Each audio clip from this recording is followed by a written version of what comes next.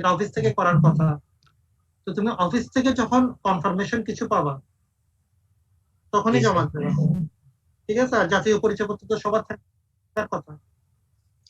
সবার তো sir NID নাই, কেন? অনেকে এনআইডি করে নাই আমাদের ক্লাসে। না, এনআইডি না থাকলেও তো সমস্যা, কারণ এই যে তুমি ভ্যাকসিন, এটা ন্যাশনাল একটা ডাটাবেস আছে, ওখানে জমা হবে। তো এবং তোমাকে খোঁজার জন্য তো এনআইডি ইউজ করতে হবে। তোমার হ্যাঁ এখন স্যার। আসলে তোমার কোনো পরিচয় নেই, তোমার পরিচয় হচ্ছে এনআইডি। এনআইডি না মানে তুমি আসলে তোমার পরিচয়পত্রই নাই। হ্যাঁ, তো এটা আসলে সেক্ষেত্রে ওদেরকে প্রথমে এনআইডির জন্য ব্যবস্থাটা করতে হবে, কারণ এনআইডির মাধ্যমে তোমাকে আইডেন্টিফাই করবে, এর বাইরে তোমাকে আইডেন্টিফাই করার কোনো অপশনই নেই। হ্যাঁ স্যার, এখানে জাস্ট একটাই এনআইডি দিয়ে সবখানে করতেছে। এনআইডি দিয়ে এখন পুরো বাংলাদেশে তো একই সিস্টেম। আচ্ছা ঠিক আছে, এর মধ্যে আমরা হয়তো আরো কিছু আপডেট পাবো। এখন এটা তো সরকার একটা সিদ্ধান্ত হয়েছে, এটা কিছু পরিবর্তনও তো হতে পারে। হ্যাঁ, কন্ডিশনের উপর ভিত্তি করে ইয়া হবে আর কি। যদি কেস বেশি বেড়ে যায় সেক্ষেত্রে সিদ্ধান্ত হয়তো চেঞ্জ হয়ে যাবে। আচ্ছা যাই হোক, পাওয়ার পয়েন্ট টুকু দেখা যাচ্ছে? হ্যাঁ স্যার, দেখা যাচ্ছে স্যার। আচ্ছা, তাহলে আমরা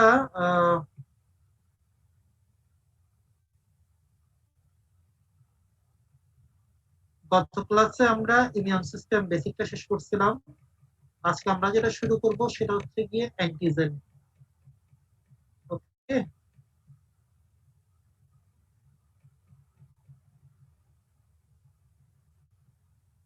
অ্যান্টিজেনটা পরীক্ষার জন্য খুবই ইম্পর্টেন্ট, এটা সবাইকে জিজ্ঞেস করা হয়। অ্যান্টিজেন কি, what are the criteria of a good antigen, অ্যান্টিজেনের ক্লাসিফিকেশন, সুপার অ্যান্টিজেন কি জিনিস। হ্যাঁ, এগুলো সবসময় পরীক্ষায় জিজ্ঞেস করা হয়, আর এগুলো পরীক্ষা খুব মাইন্ড করে। ঠিক আছে, তো এই যে গুড অ্যান্টিজেনের ক্রাইটেরিয়া, এটাই কিন্তু একটা ভ্যাকসিনের ক্রাইটেরিয়া। ঠিক আছে, তো এই জিনিসটার গুরুত্ব কিন্তু সময়ের সাথে সাথে বাড়তেছে। তো আমরা আজকে অ্যান্টিজেন থেকে শুরু করি। ওকে, দেখা যাচ্ছে? হ্যাঁ স্যার, দেখা যাচ্ছে স্যার। আচ্ছা, তাহলে দেখো, তোমাদেরকে আমি আগেই বলছিলাম অ্যান্টিজেন এবং ইমিউনোজেন দুটা একই। অ্যান্টিজেন ইমিউনোজেন একই কথা, কয়েকটা কেস ছাড়া। ওকে, সো অ্যান্টিজেন বলতে আমরা ইমিউনোজেন বুঝি, বা ইমিউনোজেন বলতে আমরা অ্যান্টিজেন বুঝি, কয়েকটা কেস ছাড়া। তাহলে এখন দেখো, তুমি মনে করো একটা কাটার খোঁচা গেল, বা হাতে একটা প্যারা দ্বারা ইঞ্জুরি হলো, তাহলে কি হবে? দেখো, এই নেলটা বা স্প্লিন্টারটা কি হলো, এন্টার করলো টিস্যুতে। ওকে, তাহলে এটা হচ্ছে স্কিন। স্কিনের নিচে আমার কিছু সেল এমনিতেই থাকে, যেমন ধরো মাসেল। তোমাদেরকে আমি আগেই বলছি, মাসেল সব জায়গায় থাকে, শরীরের সব জায়গায় থাকে, বিশেষ করে স্কিন মিউকাস মেমব্রেনের নিচে, তারপরে যেখানে লাইনিং এপিথেলিয়াম আছে তার নিচে, এসব জায়গায় তুমি মাসেলকে পাবা। তো এই যে মাসেল থেকে হিস্টামিন রিলিজ করে। হিস্টামিন রিলিজের মাধ্যমে আসলে তোমার ইনফ্লামেশন প্রক্রিয়াটা শুরু হয়, যে কিছু একটা এখানে ফরেন বডি প্রবেশ করছে, বডিকে এর বিপক্ষে রেসপন্স দেখাতে হবে। তাহলে কি হলো, হিস্টামিন কি করে, লোকাল ব্লাড ভেসেল ক্যাপিলারি টুকু আছে, একটা অর্গানের ভিতরে থাকে ক্যাপিলারি। ওকে, তাহলে এই ক্যাপিলারি যেগুলো আছে সেটা কি হবে, পোরগুলা হোয়াইট হয়ে যাবে।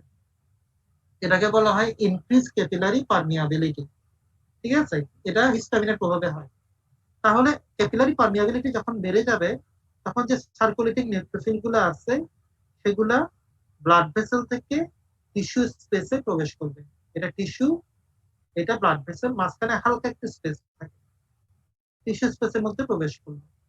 সে প্রবেশ করে সে কি করবে, ফ্যাগোসাইটোসিস করবে। তোমরা জানো নিউট্রোফিলের কাজই হচ্ছে কি ফ্যাগোসাইটোসিস। যতগুলো মাইক্রো অর্গানিজম, এই যে একটা কাটা, তার ওটা তার পরিষ্কার থাকবে না, তাহলে ওই কাটার মাথার মতো অনেক মাইক্রো অর্গানিজম থাকবে।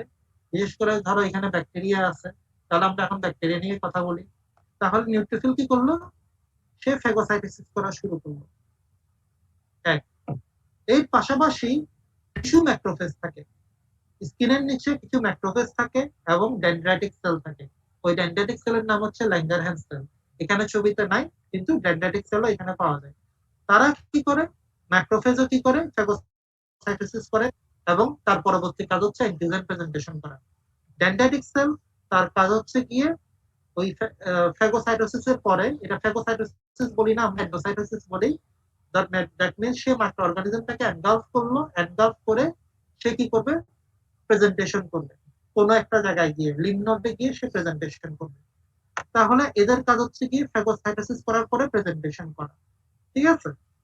আর বাই দিস টাইম দেখো নিউট্রোফিলের পরে মনোসাইট, সেও কিন্তু ওই টিস্যু স্পেসে চলে যাচ্ছে। এই মনোসাইট গুলো কি হবে, ম্যাক্রোফেজে রূপান্তরিত হবে, ঠিক আছে, এবং সে ইমিউন রেসপন্সে আরো হেল্প করবে। তাহলে দেখো এই যে কন্ডিশন, এটা হচ্ছে ইননেট ইমিউনিটি। ওকে, যে মাইক্রো অর্গানিজম প্রবেশ করলো, নিউট্রোফিল ফ্যাগোসাইটোসিস করতেছে, ম্যাক্রোফেজ ফ্যাগোসাইটোসিস করতেছে, ডেনড্রাইটিক সেল এন্ডোসাইটোসিস করতেছে, এবং তারা পরবর্তীতে অ্যান্টিজেন প্রেজেন্টেশন করবে, এবং কিছু মনোসাইট ওই জায়গায় গিয়ে ম্যাক্রোফেজে রূপান্তরিত হচ্ছে, মাস্ট সেল হিস্টামিন রিলিজ করে ক্যাপিলারি পার্মিয়াবিলিটি বাড়ায় দিচ্ছে। তাহলে সবকিছু কিন্তু ইননেট ইমিউনিটিরই অংশ, ঠিক আছে। তাহলে এখন ফরেন বডি প্রবেশ করলো, প্রথমে যেটা অ্যাক্টিভ হলো সেটা হচ্ছে ইননেট ইমিউনিটি, ন্যাচারাল ব্যারিয়ারটুকু ব্রেকডাউন হয়ে গেল, এখন সেকেন্ড লাইন অফ ডিফেন্সটুকু অ্যাক্টিভেট হয়ে গেছে। ওকে, তারপরে দেখো আমি তোমাদেরকে যে বললাম ম্যাক্রোফেজ ডেনড্রাইটিক সেল, তারা এই যে অ্যান্টিজেন গুলাকে এনগালফ করার পরে তারা কি করবে, তারা করবে কি, আস্তে আস্তে কাল লিম্ফেটিক সার্কুলেশনের মাধ্যমে লিম্ফ নোডে চলে যাবে। আমাদের সারা শরীরে লিম্ফ নোড থাকে, তোমরা সবাই জানো, এটা বইতে বলা আছে 450টা, ঠিক আছে, কম আরো বেশিও হতে পারে, কিছু কিছু বইতে আরো বেশিও আছে। তো যাই হোক, এই যে লিম্ফ নোড গুলা, ওই লিম্ফ নোডের মধ্যে কিন্তু আমাদের টি লিম্ফোসাইট, বি লিম্ফোসাইট জমা থাকে। টি লিম্ফোসাইট, বি লিম্ফোসাইট ব্লাডে যেমন থাকে, লিম্ফ নোড গুলোতেও তারা জমা থাকে। তাহলে কি হলো, আমার ম্যাক্রোফেজ এবং ডেনড্রাইটিক সেল কি করলো, লিম্ফেটিক চ্যানেলের মাধ্যমে ওই অ্যান্টিজেন গুলাকে নিয়ে লিম্ফ নোডে চলে আসলো। আর লিম্ফ নোডে তোমরা দেখো, লিম্ফ নোডের মধ্যে ম্যাক্রোফেজ ডেনড্রাইটিক সেল চলে আসলো, তারা অ্যান্টিজেনকে প্রেজেন্টেশন করবে, এবং এই লিম্ফ নোডের মধ্যে টি লিম্ফোসাইট গুলো থাকে, তার পাশাপাশি বি লিম্ফোসাইটও থাকে, ঠিক আছে। তাহলে অ্যান্টিজেন প্রেজেন্টেশনের প্রক্রিয়াগুলো কিন্তু এই লিম্ফ নোডের মধ্যেই হবে। ওকে, তাহলে যেটা হলো, ম্যাক্রোফেজ কি করলো বা ডেনড্রাইটিক সেল কি করলো, অ্যান্টিজেনটাকে এনগালফ করার পরে সে প্রেজেন্ট করলো কার কাছে, হেল্পার টি সেলের কাছে, এবং এই প্রেজেন্টেশন প্রক্রিয়ার মাধ্যমে মেকানিজম অফ ইমিউন রেসপন্সটুকু হলো। তাহলে এখন যে অ্যান্টিজেনটা, যে ব্যাকটেরিয়াটা প্রবেশ করলো, ম্যাক্সিমাম ব্যাকটেরিয়া হচ্ছে এক্সোজেনাস অ্যান্টিজেন। একটা দুটো ব্যাকটেরিয়া ছাড়া ম্যাক্সিমাম ব্যাকটেরিয়া হচ্ছে এক্সোজেনাস, দ্যাট মিন্স তারা সেলকে ইনফেক্ট করে না, তারা টিস্যু স্পেসে প্রবেশ করলো কিন্তু তারা সেলের ভিতরে ঢুকে না। সেলের ভিতরে কে ঢুকে, কিছু ব্যাকটেরিয়া আছে, ক্ল্যামাইডিয়া, রিকেশিয়া বা মাইকোব্যাকটেরিয়াম টিউবারকুলোসিস, এবং সব ভাইরাস গুলো সেলে এন্ট্রি করে। তাহলে ওদেরকে বলবো এন্ডোজেনাস অ্যান্টিজেন, আর যেগুলো সেলের ভিতরে এন্ট্রি করে না সেগুলোকে বলবো এক্সোজেনাস অ্যান্টিজেন। তাহলে এক্সোজেনাস অ্যান্টিজেন যদি প্রবেশ করে, তাহলে আমার অ্যান্টিবডি মেডিয়েটেড ইমিউনিটিটা বেশি অ্যাক্টিভেট হবে, ঠিক আছে। অ্যান্টিবডি মেডিয়েটেড ইমিউনিটিটা বেশি অ্যাক্টিভেট হবে, দ্যাট মিন্স এই যে ফরেন বডি যেটা ব্যাকটেরিয়া প্রবেশ করছিল, তার এগেনস্টে অ্যান্টিবডি তৈরি হবে। তাহলে ব্যাকটেরিয়া প্রবেশ করলো, এই যে তুমি কাটার খোঁচা খেলা, এবং তার এগেনস্টে অ্যান্টিবডি তৈরি হলো, এটা হতে 7 থেকে 10 দিন সময় লাগে, ঠিক আছে। 7 থেকে 10 দিন পরে তোমার অ্যাকিউয়ার্ড ইমিউনিটি, দ্যাট মিন্স অ্যান্টিবডিটুকু অ্যাক্টিভেট হলো। তাহলে অ্যান্টিবডি গুলো অ্যাক্টিভেট হওয়ার পরে কি করবে, তারা ফরেন বডির একটা পোর্শনের সাথে বাইন্ড করবে, ঠিক আছে। ওই পোর্শনটাকে বলা হয় অ্যান্টিজেন। আরো স্পেসিফিক ভাবে বললে, অ্যান্টিজেনের কোন অংশের সাথে বাইন্ড করবে, এপিটোপের সাথে বাইন্ড করবে। তাহলে তোমরা যেটা দেখতেছো, আমি একটা ব্যাকটেরিয়াকে শো করলাম, ব্যাকটেরিয়ার সারফেসে অনেকগুলো প্রোটিন আছে, ব্যাকটেরিয়ার সারফেসে অনেকগুলো প্রোটিন আছে, ওই প্রোটিনগুলোর সাথে আমার অ্যান্টিবডিটা বাইন্ড করবে। তাহলে প্রোটিনগুলোর নাম হচ্ছে কি অ্যান্টিজেন, এবং এই অ্যান্টিজেনের এগেইনস্টে অ্যান্টিবডি তৈরি হলো, এবং অ্যান্টিবডিটা অ্যান্টিজেনের সাথে বাইন্ড করলো। ওকে, বাইন্ড করার পরে কি হবে, এটাকে বলে Fab portion, fragment antigen binding, আর এটাকে বলা হয় এফসি পোর্শন। তাহলে এই এফসি পোর্শনের সাথে আমাদের কমপ্লিমেন্ট প্রোটিন বাইন্ড করবে, কমপ্লিমেন্ট প্রোটিন বাইন্ড করবে, এফসি পোর্শনের সাথে কমপ্লিমেন্ট প্রোটিন বাইন্ড করবে, এবং কমপ্লিমেন্ট মেডিয়েটেড কি হবে, লাইসিস হয়ে যায়। তাহলে দেখো এই যে ব্যাকটেরিয়াটুকু প্রবেশ করলো, এটাকে মারার জন্য বিভিন্ন রকম প্রক্রিয়া আছে। একটা হচ্ছে আমাদের ইনফ্লামেশন, প্রথমে যেটা দেখলাম, ঠিক আছে, সেটা হচ্ছে ইনফ্লামেশন। যে নিউট্রোফিল অ্যাক্টিভেট হলো, ফ্যাগোসাইটোসিস করতেছে, ম্যাক্রোফেজ গুলো এনগালফ করতেছে, তারপরে হিস্টামিন রিলিজ হলো মাসল থেকে, ক্যাপিলারি পারমিয়াবিলিটি হলো। তো সবকিছু মিলেই হচ্ছে কি নেটিভ ইনফ্লামেশন। তারপরে ম্যাক্রোফেজটা কি করলো, কিছু অ্যান্টিজেন ক্যাপচার করলো, লোকাল লিম্ফ নোডে চলে গেল, লোকাল লিম্ফ নোডে গিয়ে হেল্পার টি সেলের কাছে প্রেজেন্ট করলো। তাহলে হেল্পার টি সেল কি করলো, ইমিউন রেসপন্সটাকে স্টার্ট করলো, এবং যেহেতু এটা এক্সোজেনাস অ্যান্টিজেন ব্যাকটেরিয়াটা, তাহলে তার এগেইনস্টে অ্যান্টিবডি মেডিয়েটেড ইমিউনিটিটা বেশি কার্যকর হবে। তাহলে 7 থেকে 10 দিন পরে কি হলো, অ্যান্টিবডি তৈরি হলো। অ্যান্টিবডিটা কি করলো, যেসব ব্যাকটেরিয়া এখনো বেঁচে আছে, বডিতে আছে, সেগুলোর সাথে বাইন্ড করলো। বাইন্ড করার পরে কমপ্লিমেন্ট সিস্টেমটুকু অ্যাক্টিভেট হলো, এবং কমপ্লিমেন্ট সিস্টেম অ্যাক্টিভেট হওয়ার পরে কমপ্লিমেন্ট মেডিয়েটেড লাইসিস হয়ে গেল। ঠিক আছে, তাহলে একটা ফরেন বডি প্রবেশ করার পরে সেটাকে মারার জন্য বিভিন্ন রকম প্রক্রিয়া আছে। তার একটা হচ্ছে কি ইনফ্লামেশন, একটা হচ্ছে কমপ্লিমেন্ট মেডিয়েটেড লাইসিস। ঠিক আছে, তো এর পাশাপাশি অ্যান্টিবডি ডিপেন্ডেন্ট সেলুলার সাইটোটক্সিসিটি থাকে, সেগুলো আমরা পরে আলোচনা করব। তাহলে এই হচ্ছে গিয়ে মেন কথা। তাহলে আমাদের এখনকার করা হচ্ছে গিয়ে এই যে অ্যান্টিজেন, এই যে একটা ব্যাকটেরিয়াল সারফেসে আমি কিছু প্রোটিন পেলাম, হ্যাঁ, এবং এই প্রোটিনের এগেইনস্টে অ্যান্টিবডি তৈরি হলো, এটা নিয়ে অ্যাকচুয়ালি আমাদের কথাবার্তা। তো অ্যান্টিজেন কাকে বলে? Antigen is a substance that react with antibody. Directly বলা হচ্ছে antigen is a substance that react with antibody.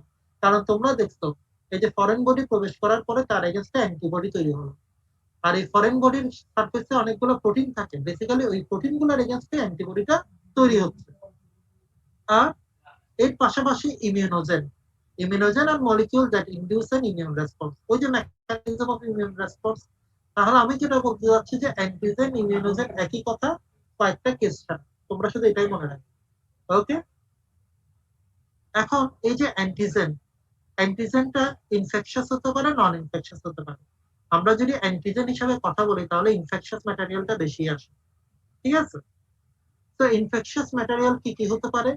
এই যে দেখো, এটা একটা ব্যাকটেরিয়া, একটা ব্যাকটেরিয়ার মধ্যে এসেনশিয়াল কম্পোনেন্ট থাকতে পারে, নন এসেনশিয়াল কম্পোনেন্ট থাকতে পারে। ঠিক আছে, তাহলে এসেনশিয়াল কম্পোনেন্ট হচ্ছে কি সেল ওয়াল, সেল মেমব্রেন, ওকে, তার ভিতরে বাকি যে সাবস্টেন্স আছে, রাইবোজোম, নিউক্লিয়েট, এগুলো। তো এই যে সেল ওয়াল, যেটা সেল ওয়ালটাই একটা অ্যান্টিজেন হিসেবে কাজ করতে পারে, সেল ওয়ালটুকুই একটা অ্যান্টিজেন হিসেবে কাজ করতে পারে।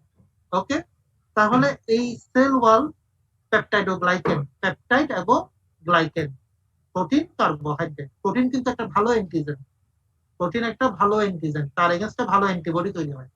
তাহলে দেখো তোমরা, এই পেপটাইডোগ্লাইকেন লেয়ারের এগেইনস্টে অ্যান্টিবডি তৈরি হলো। ছবিতে দেখতেছো তোমরা, ছবিটা দেখা যাচ্ছে ঠিক মতো? হ্যাঁ স্যার, দেখা যাচ্ছে স্যার। তাহলে মনে করো এই যে ব্যাকটেরিয়াল পেপটাইডোগ্লাইকেন, যেটা সেল ওয়াল, যেটা সেল ওয়ালের এগেইনস্টে কি হলো, অ্যান্টিবডি তৈরি হলো। তাহলে সেল ওয়ালটাকে তুমি বলবা অ্যান্টিজেন। তাহলে এসেনশিয়াল স্ট্রাকচারের পাশাপাশি কিছু নন এসেনশিয়াল স্ট্রাকচার আমরা পাই, লাইক পিলাই, লাইক ফ্লাজেলা। ঠিক আছে, তাহলে দেখো পিলাইয়ের এগেইনস্টে অ্যান্টিবডি তৈরি হলো, এখন পিলাইটাকে তুমি বলবা অ্যান্টিজেন। ফ্লাজেলার এগেইনস্টে অ্যান্টিবডি তৈরি হলো, ফ্লাজেলাটাকে তুমি বলবা অ্যান্টিজেন।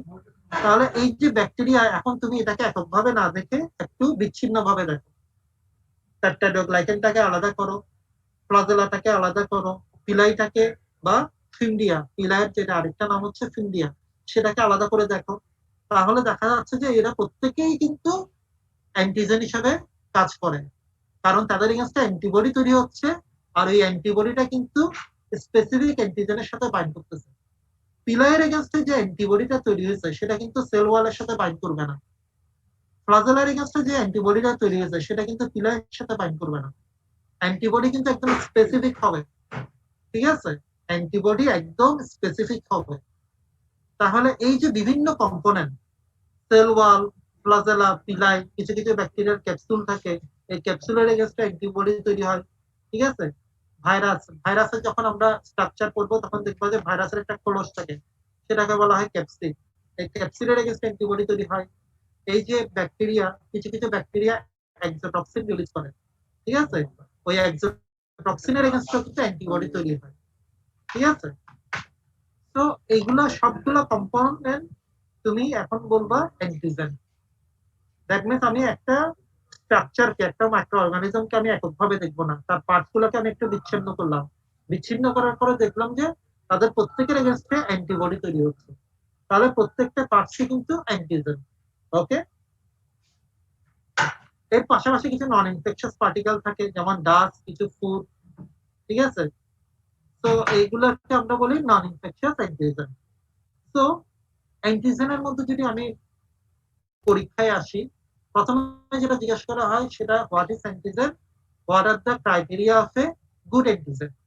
এটা মানে খুবই ইম্পর্টেন্ট, পরীক্ষায় সবাইকে জিজ্ঞেস করা হবে। আমরা যদি একটা কোয়েশ্চেন জিজ্ঞেস করি পরীক্ষায়, সেটা হবে what are the criteria of a good antigen.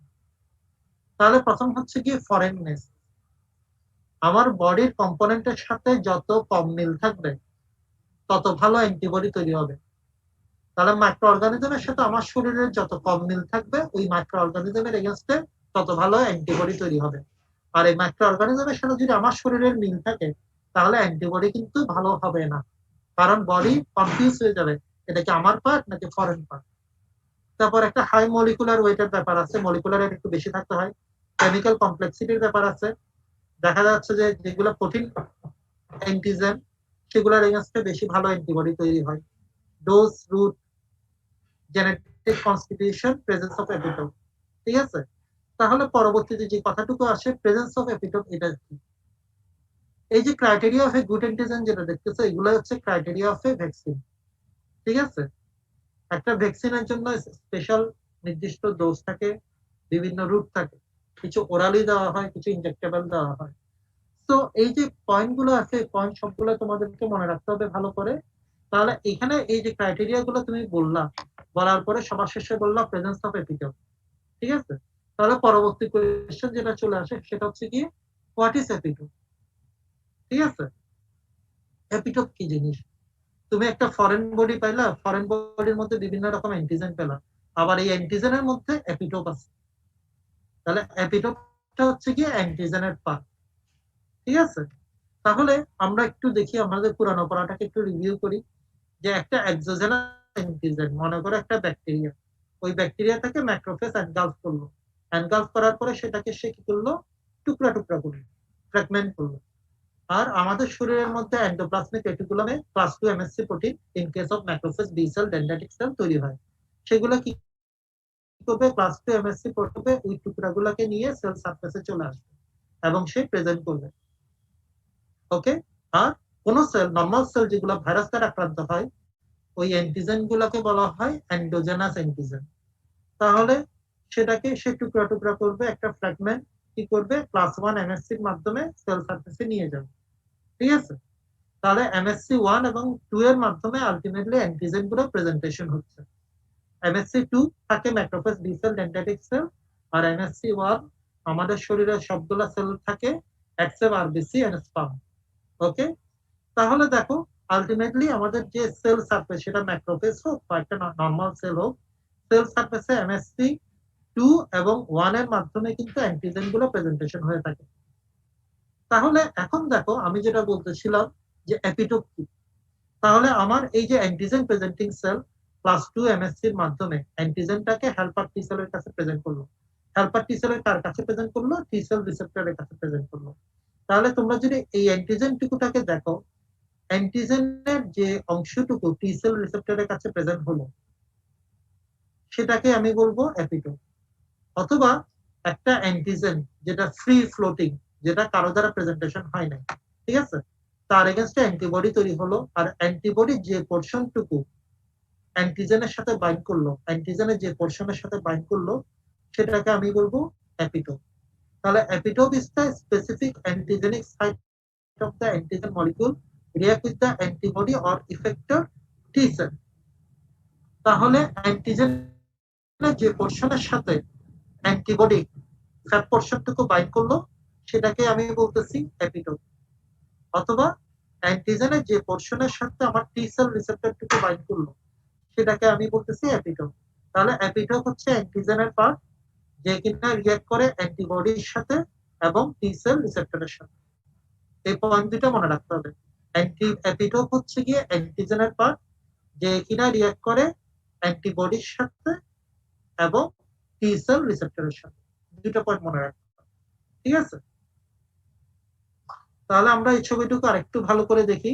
এখানে এপিটোপের পাশাপাশি দুইটা পয়েন্ট চলে আসবে, একটা হচ্ছে প্যারাটোপ আর একটা হচ্ছে এগ্রিটোপ, ঠিক আছে?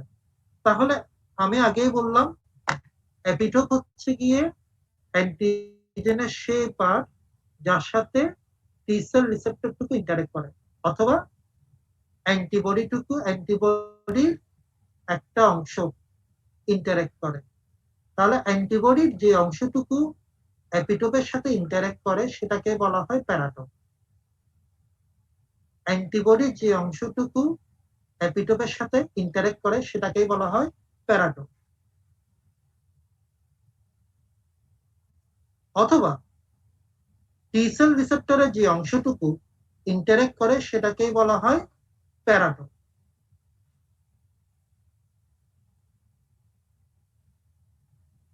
এখানে তোমাদের কারো কোনো কনফিউশন আছে নাকি? এটা আমাকে বলো। আমি তোমাদেরকে বললাম যে এপিটোপ কি জিনিস। এপিটোপ হচ্ছে কি অ্যান্টিজেনের পার্ট। অ্যান্টিজেনের এই যে একটা অ্যান্টিজেন দেখতেছো সেটাকে যদি আমি মাঝামাঝি দুই ভাগে ভাগ করি, সামনের একটা অংশ পিছনের একটা অংশ, সামনের অংশটা টি সেল রিসেপ্টরের সাথে বাইন্ড করলো, ঠিক আছে? তাহলে এই সামনের অংশটাকে তোমরা বলবা এপিটোপ, আর এই টি সেল রিসেপ্টরের অংশটুকুটাকে বলবা প্যারাটোপ। ওকে? আর এই যে অ্যান্টিজেনটা এটা যদি ফ্রি ফ্লোটিং হয় তাহলে কি হবে? তার যে অংশের সাথে অ্যান্টিবডি বাইন্ড করলো সেই অংশটাকে তুমি বলবা প্যারাটোপ। তাহলে অ্যান্টিবডি যে অংশটুকু এপিটোপের সাথে বাইন্ড করলো সেটাকে বলা হয় প্যারাটোপ। ওকে? তাহলে এখানে কোনো কনফিউশন রাখবা না। এর পাশাপাশি আরেকটা পয়েন্ট চলে আসে, সেটা হচ্ছে হ্যাঁ 11 থেকে স্যার আইটেম আছে। বুঝলাম না। 11 থেকে আইটেম আছে স্যার। 11টা থেকে আইটেম আছে, ঠিক আছে ছেড়ে দেবো। তাহলে আমি এপিটোপ, প্যারাটোপ, এগ্রিটোপ এই তিনটা জিনিস ক্লিয়ার করে নিচ্ছি, ঠিক আছে? তাহলে দেখো এপিটোপ কাকে বলবা? আবার বলো আমাকে, তুমি বলো, সোজা বাংলায় বলো এপিটোপ কি জিনিস। অ্যান্টিজেনের সাথে অ্যান্টিবডি। এতক্ষণ কি বললাম? তো পার্ট অফ দি অ্যান্টিজেনের সাথে যেটা বাইন্ড করবে সেটাকে এপিটোপ বলবা? অ্যান্টিজেনের সাথে যখন অ্যান্টিবডি রিয়েক্ট করবে। তাহলে এপিটোপ কাকে বলবা? এটা তো একটা রিঅ্যাকশন হলো, এপিটোপ কাকে বলবা? এই ছবিটা যে দেখে পার্ট অ্যান্টিজেনের যে আইডেন্টিফাই পার্টটা করো। আচ্ছা তুমি অ্যান্টিবডি বাদ দাও, টি সেল রিসেপ্টর দিয়ে আমাকে বলো, আনসার করো। একটা antigen presenting cell, macrophage, B cell অথবা ডেন্ড্রাইটিক সেল ক্লাস 2 এমএসসি এর মাধ্যমে অ্যান্টিজেনটুকু প্রেজেন্ট করলো হেল্পার টি সেলের কাছে। হেল্পার টি সেলের কার কাছে? টি সেল রিসেপ্টরের কাছে। ওকে? তাহলে তুমি এই যে অ্যান্টিজেন পাইলা, এখন আমাকে বলো এখানে এপিটোপ কোনটা? এপিটোপ হচ্ছে কি অ্যান্টিজেনের পার্ট, এখানে এপিটোপ কোনটা? তাহলে তোমাদেরকে এই ছবিগুলো দেখানোর মানে কি রইল? শুধু টি সেল রিসেপ্টরের মাধ্যমে আনসার করো। শুধুমাত্র এই ছবির মাধ্যমে এপিটোপ, প্যারাটোপ, এগ্রিটোপ এই তিনটা জিনিসকে আইডেন্টিফাই করা যায়। সব এপিটোপ টি সেলের সাথে বাইন্ড করবে। এপিটোপ টি সেলের সাথে বাইন্ড করবে। টি সেলের কার সাথে বাইন্ড করবে? আমি তোমার হাতে এই মোবাইলটুকু দিলাম, দ্যাট মিনস আমি আমার হাতের মাধ্যমে তোমার হাতে মোবাইলটুকু তুলে দিলাম। তাহলে আমার হাত কোনটা আর তোমার হাত কোনটা? এখানে ছবির মাধ্যমে দেখাও তো। আমি অ্যান্টিজেন প্রেজেন্টিং সেল, তাহলে আমার হাত কোনটা? Class 2 MSc. তুমি হচ্ছে রিসিপিয়েন্ট, তাহলে হেল্পার টি সেল, তোমার হাত কোনটা? স্যার টি সেল রিসেপ্টর। টি সেল রিসেপ্টর। তাহলে আর এই মোবাইলটা হচ্ছে গিয়ে অ্যান্টিজেন। ঠিক আছে, তাহলে স্যার। মোবাইলের আমি এদিকে ধরলাম, ঠিক আছে, আমি মাথার জি। দিকে ধরলাম, তুমি পায়ের দিকে ধরলাম, ঠিক আছে। তাহলে জি। এই যে পায়ের অংশটুকু তুমি ধরলাম, সে পায়ের অংশটুকু সেটাই হচ্ছে গিয়ে অ্যাপিটোপ। এপিটোপ। ঠিক আছে, তাহলে জি স্যার। অ্যান্টিজেনের যে পোর্শনটা টি সেল টি রিসেপ্টরের সেল সাথে বাইন্ড রিসেপ্টরের করবে সাথে কানেক্ট করে। সেটাই হচ্ছে গিয়ে অ্যাপিটোপ। এপিটোপ। ওকে, আর টি সেল রিসেপ্টরের যে অংশটুকু, দ্যাট মিন্স তোমার হাতের যে অংশটুকু, দ্যাট মিন্স তোমার আঙ্গুলগুলা, যে অংশটুকু এই মোবাইল বা অ্যান্টিজেনটাকে গ্রহণ করছে, সেটার নাম কি? প্যারাটোপ। প্যারাটোপ। ঠিক আছে, তাহলে তুমি কি জানলা? অ্যাপিটো জিনিস জানলা, টোপ কি জিনিস জানলা। পরে আর পয়েন্ট আসে, সেটা হচ্ছে অ্যাগ্রিটোপ। অ্যাগ্রিটোপ, অ্যাগ্রিটোপ কি জিনিস? অ্যান্টিজেনের যে পোর্শনটুকু এমএসসি 1 বা 2 প্রোটিনের সাথে সংযুক্ত থাকে, সেটাকে বলা হয় অ্যাগ্রিটোপ। তাহলে তোমাদেরকে যদি অ্যাপিটোপ, প্যারাটোপ, অ্যাগ্রিটোপ বুঝতে হয়, এই ছবিটাকে ফলো করতে হবে। ঠিক আছে, তাহলে অ্যাপিটোপ বাইন্ড করতেছে টি সেল রিসেপ্টরের প্যারাটোপের সাথে, আর অ্যাগ্রিটোপ বাইন্ড করতেছে কার সাথে? ক্লাস 1 অথবা ক্লাস 2 এমএসসি প্রোটিন। এমএসসি প্রোটিনের সাথে। ঠিক আছে, তাহলে এই তিনটা পয়েন্ট না এখন কি আসছে জহির? হ্যাঁ, এই তো আমার ক্লাস শেষ, এখান থেকে নিয়ে নাও। তাহলে প্যারাটোপ কি বললাম? Is the part of antibody or T cell receptor which is complementary to epitope and interact with the epitope. ঠিক আছে, তাহলে এখানে টি সেল রিসেপ্টরের পাশাপাশি শুধু অ্যান্টিবডির কথাটা মনে রাখবা। আর অ্যাগ্রিটোপ কি বললাম? Is the part of process antigen that bind to MHC molecule. ঠিক আছে, তাহলে অ্যান্টিজেনের যে পোর্শনটুকু এমএসসি 1 বা এমএসসি 2 এর সাথে বাইন্ড করবে, সেটাকে বলবা অ্যাগ্রিটোপ। তাহলে এই তিনটা পয়েন্ট, অ্যান্টিজেন কাকে বলে, what are the criteria of a good antigen, what is epitope, paratope, agretope. এর পরবর্তীতে যেটা করবো আমরা পরবর্তী ক্লাসগুলোতে, what are the classification of a antigen. তাহলে আজকে এতটুকুই থাক, পার্সেন্টেজটুকু নিয়ে নিচ্ছি আমি।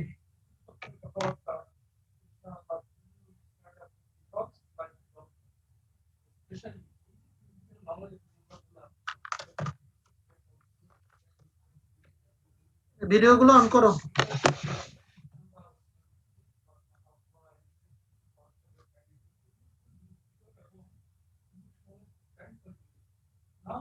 Roll 2. Present, sir. Present. Roll 3. Roll 4. Present, sir. Roll 5. Present, sir. Roll 6. Present, sir. Roll 7. Present, sir. Roll 8. Roll 8. Absent. 10. Present, sir. 11. Present. 12. 12. Present, sir. তুমি আবার কোথা থেকে আসলে? আমি কি এটা ডাকছি? Sorry, sir.